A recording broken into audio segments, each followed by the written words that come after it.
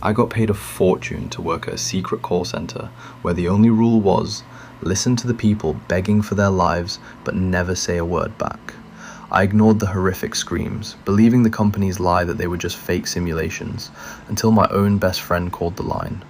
I sat there in dead silence, forced to listen as a monster tore her apart, unable to even say goodbye.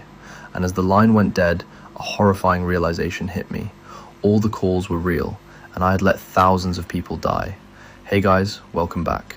2 stories tonight from r/no sleep, and while I read them to you, Minecraft is running in the background. Let's get into it. Story 1. There's a certain uneasiness in the building. It's not the lights, or the computers, or the AC rumbling through the white panelled ceiling. It's deeper than that. A quiet, unnerving buzz. The longer you are here, the easier it gets, but the feeling never quite goes away. It just gets buried, deeper and deeper into that steel case you call your mind.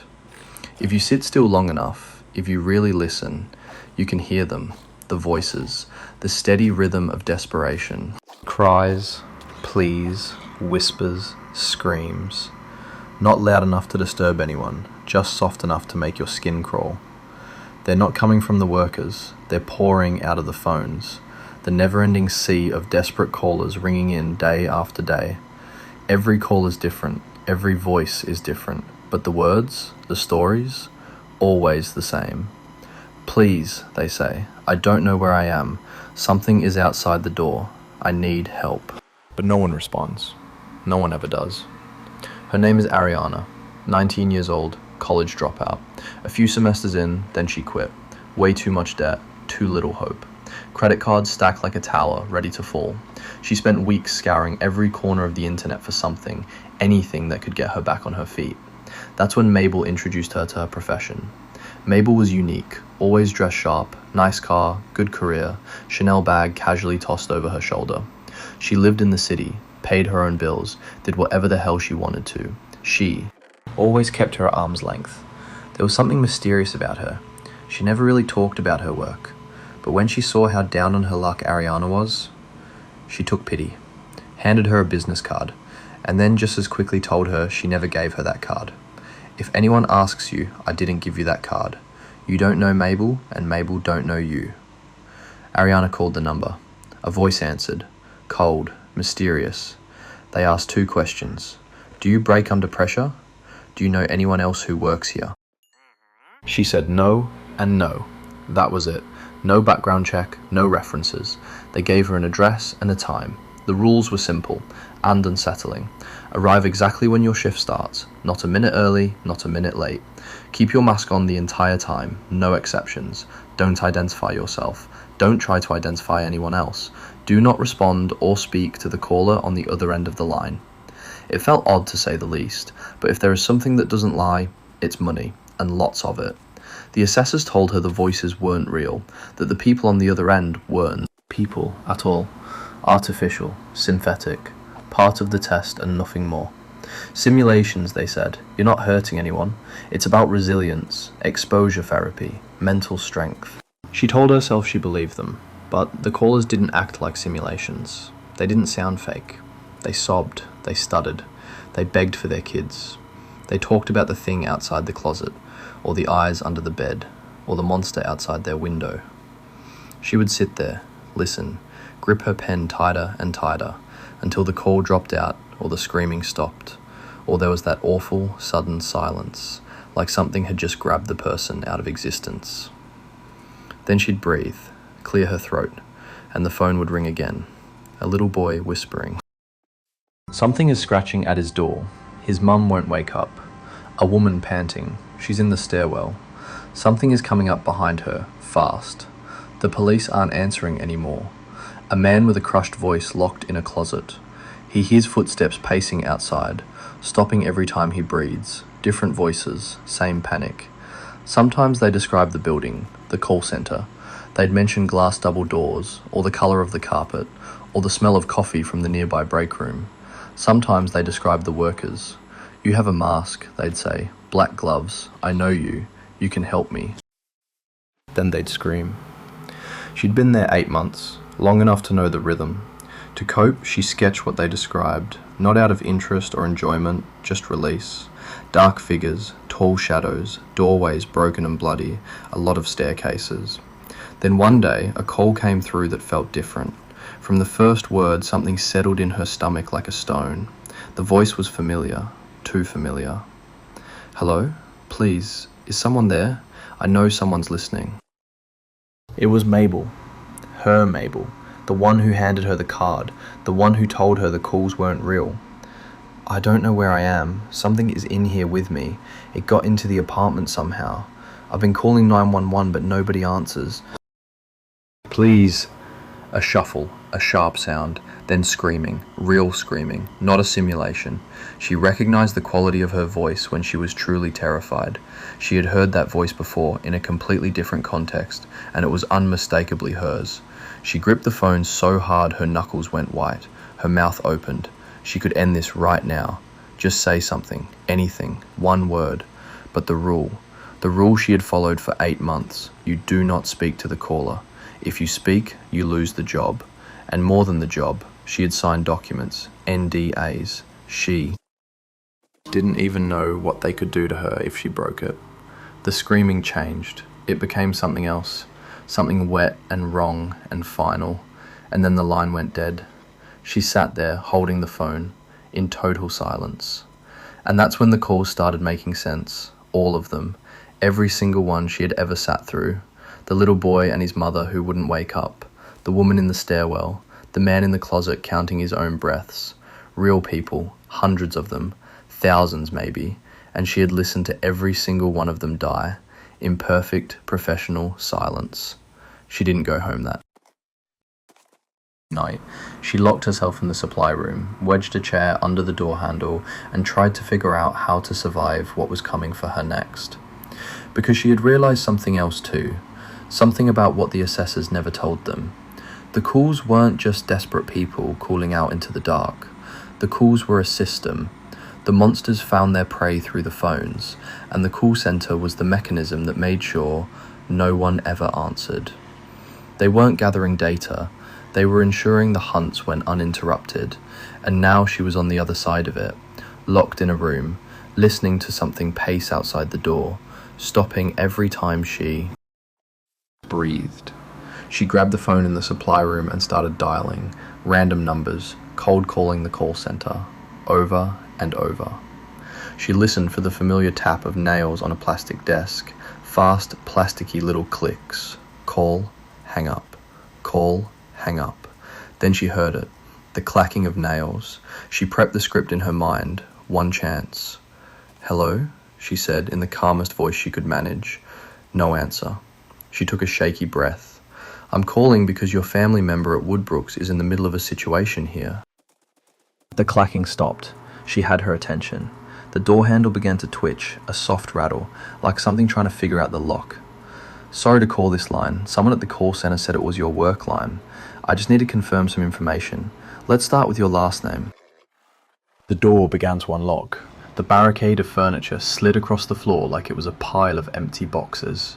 She put her hand over her mouth to stifle a scream. What stood there wasn't wearing Mabel's skin anymore. That was gone, sloughed off like wet clothing. What remained was something raw, a bundle of dark flesh, tentacles and mouths writhing in slow, deliberate motion, snapping, smacking, clicking wetly against each other. They turned toward her slowly. She closed her eyes and kept her voice level. "Ma'am, this is an emergency. If I don't get a directive right now, I will need to call 911. She felt warmth descending upon her face, 100 little mouths breathing on her skin in anticipation. Then the woman spoke. "Is my mom okay?" The sound of her voice felt like a lifeline caught in the middle of the ocean. She opened her eyes. To her surprise, the thing was gone. She caught just the tip of a black tendril vanishing around the corner toward her front door. She grabbed the phone again. "Listen, this isn't Woodbrook. I used to work with you. Something's coming for you. The call center intercepts your calls. You need to get someone to respond." The line went dead. She stood there, useless. She didn't even know her name, didn't know what she looked like, and yet she may have just sentenced her to a fate worse than what happened to Mabel. She didn't leave her apartment for weeks. She needed time to process everything. She got into this job for the money. She didn't care about the calls. She told herself they were fake. But that was a lie. The truth is, she was desperate. She doesn't know if she would have taken the job if she'd known what was really going on. Honestly, she probably still would have. That's what scares her. But now she has a new purpose. She's going to end the call center. She doesn't know how yet, but she's working on it. She owes it to Mabel and Martha and the thousands of others she listened to die in perfect professional silence. Alright, take a breath after that one. That one was about a system designed to make sure no one ever answered. This next one is quieter, more personal, about a boy who grew up in the woods with a mask sewn to his face and a mother who was too terrified to tell him why. Until the day his best friend looked beneath it, and the boy understood for the first time exactly what he was. Story 2. Most of his childhood was spent in the same 20 square miles of forest, somewhere in the Appalachian wilderness. He lived there with his mom in a cabin she claimed to have built with her own 2 hands. He believed her for a while, though now he's fairly certain she just found an abandoned cabin and fixed it up as best she could. It was so cold in the winter. The small fires they managed to produce in the fireplace did little to warm the area. Most winter nights were spent with them cuddled under the same blanket.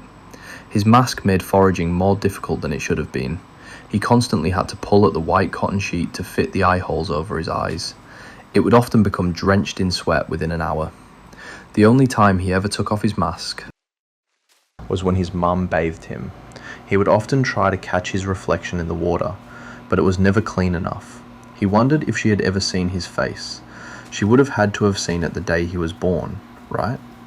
He learned early on not to ask questions that involved the masks or his face.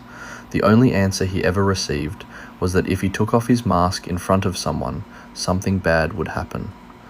One day, when he was somewhere between 4 and 6, he was playing outside in the garden. He made his way to the end of the garden and noticed the rabbit cage. His mum had kept several she'd caught in traps to breed for meat. She told him not to get attached. Of course, he'd given them all names. One of the females he named Daisy was staring at him. She didn't scurry or hide like all the others, just continued to look him in the eyes. They looked at each other for a while before he got the sudden urge to untie the twine from his neck. It fell to the ground and he slowly pulled the mask away from his face. Daisy continued staring as he moved his bare face closer to hers. A warmth fell over him as she stared. The feeling of having someone, even a small-minded creature like a rabbit, see his real face was almost euphoric. The rabbit didn't cower as he thought it might. The way his mum pushed to keep his face hidden made him think there was something horrible about it. But if there was, Daisy didn't care. It made him smile brighter than he ever had. "Nesta," called his mum from around the corner. He struggled to grab his mask from the ground, but it was too late. She grabbed him by the shoulder and smacked the back of his head hard enough to make his vision blur. They had Daisy for dinner that night. Tears soaked the inside of his mask as he brought her leg to his lips and took a bite. "Do you realize what could have happened if I accidentally saw you without your mask?" she asked. "No, you won't tell me," he returned defiantly. Mum paused as if trying to gather her thoughts. She sighed. "Something bad." Years passed. He was 8 or 9 when he was out collecting berries and spotted a bush covered in red ones, and a mop of blonde hair poking out from the side of it. A blue-eyed, skinny blonde girl about his age, her hair full of leaves, dirt stains on her clothes, scratches across her bare legs. "Hi," the girl said with a bright smile. He backed away a bit. "Why are you wearing a mask? Are you a superhero?" She pulled out a rolled comic book from her back pocket. Spider-Man. It was the first time he'd ever seen anyone else in a mask. Her name was Jamie. She was lost in the woods. He brought her back to the cabin. His mum helped her find her way back to her family. But Jamie came back, many times, and somewhere in those years of visits, she became his best friend. She asked about the mask often. He deflected it just like his mum did. Then one afternoon they were out by the creek.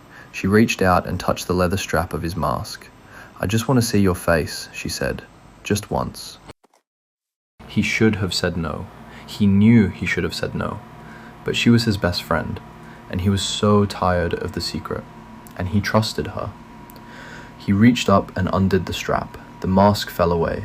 Jamie looked at his face, and her expression changed. Not with disgust, not with fear. It was something slower than that, something he had never seen on a human face before. Her hands went to her own face. Her fingers found the edges of her skin, and she began to pull. He couldn't stop it. He didn't understand what was happening fast enough. There was a boy named Monty with them that day. Too. He did the same thing. It was over very quickly. When his mum found him, she didn't scold him. She didn't say anything for a long time. She just sat beside him. Then she said, "I don't know who left you there or why. I wondered if your real parents would ever come looking for you. And maybe that's partly why I wanted us to stay as hidden as we could." Her eyes drifted to him. "Nesta," she started, "I don't want to ask, son, but I think I have to." She hesitated. "When your friend did what she did you like it?"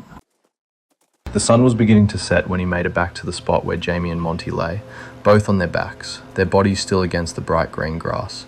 He stopped just shy of their bodies, noticed something on the ground, a small mound of pink flesh. He knew what it was. He moved toward it, picked it up, dusted the small creatures away, and felt the softness of the flesh between his fingers. As the blood coated his palms, he felt the side of his mouth begin to curl into a smile. He gasped, and dropped it, and ran. He sat in his room staring at the wall for a long time, his body still buzzed from the feeling of Jamie's face between his fingers. The fear and sickness had all disappeared, replaced with an elation he had never experienced. His body felt light. The constant fear and anxiety that usually filled his brain had gone away. He felt confident, more intelligent. He sat with the feeling, not wanting it to leave. However, when it did, he felt worse than he ever had. A dark cloud surrounded his head as his body felt heavy. The realization that he would never see his best friend again came rushing into him, and the guilt of knowing he had caused her death made him wish he were the one lying lifeless in the grass. The guilt of killing Jamie never went away, though neither did the remembrance of that ecstasy. Afterwards, it created a temptation in him, a craving, usually like one might crave sugar after going a long time without any, but some nights almost comparable to starvation. One day he saw his mum working outside, busy and distracted. He approached from behind and started removing his mask without thinking. His mum heard him and spun around, the look of fear on her face. The woman who had ensured his survival, who had loved him despite knowing what he was. Seeing her that terrified of him, it almost hurt worse than Jamie. Mum slept with a chair against her door that night, and for most nights after. While she was sleeping one night, he snuck into her craft room, spotted a large needle she used on leather, grabbed it, took a thick roll of twine as well. If the cravings weren't going to stop, then he needed to prevent his mask from ever coming off again. He took the needle and twine and held them to his neck for a moment, took a deep breath. The needle punctured his skin, then the mask leather. He felt every centimeter of the rough twine scraping the inside of his skin. Lines of crimson fell from every puncture in his neck. For the first time in his life, the mask felt warm and comforting. He breathed in its leathery smell and lay back on his bed, thankful he would never hurt anyone like he hurt Jamie. That was 10 years ago. His bed is much more comfortable these days. He invested in a weighted blanket and a goose-down pillow. His apartment overlooks a bustling downtown area, and while the view is amazing, the noise of the city can be a bit overwhelming at times. He goes to the bathroom and looks in the mirror for a moment, seeing his night mask staring back at him. More lucid than any of the masks he had growing up, thick enough to prevent him from seeing his actual face. Lining the bathroom counter are several other masks, ones he made himself from materials he's collected over the years. He's been perfecting them since leaving the woods. People want something they can see, eyes that react to them, lips that move, cheeks that wrinkle when smiling. He thinks he's almost got his masks perfect. They contour to every crease of his face and match his skin color perfectly. Only sometimes will someone notice something off about his face. Maybe they spot a plasticky sheen to the synthetic skin, or see makeup lines around his lips or eyes. They only make a look of concern and continue about their day, wondering if what they saw was only their imagination. He decides to clean his room first. Before getting started though, he drags out the leather box near the back corner of the closet, places it on his bed, pulls the flap open. A smile climbs up his cheeks. He's managed to preserve most of them, with the latest ones being those of his ex-girlfriend and the cleaners, 23 in total. But he has plans for several more, so he's probably going to need to find a better storage system. Seeing all the empty eye sockets and jagged edges of the faces always makes him feel a slight amount of the elation he felt upon taking them. It also makes him sad though, sad that he didn't go back for her face before the forest took it. And that is where we leave it tonight. 2 stories. A woman who sat in silence while thousands of real people died because a corporation told her it wasn't real, and then had to listen to her best friend die the same way. And a boy in a mask who spent his whole life not understanding what he was, until the day he finally took it off, and now keeps 23 faces in a leather box under his bed, with plans for several more. Drop a comment telling me which one got to you the most. I read every single one. See you in the next one.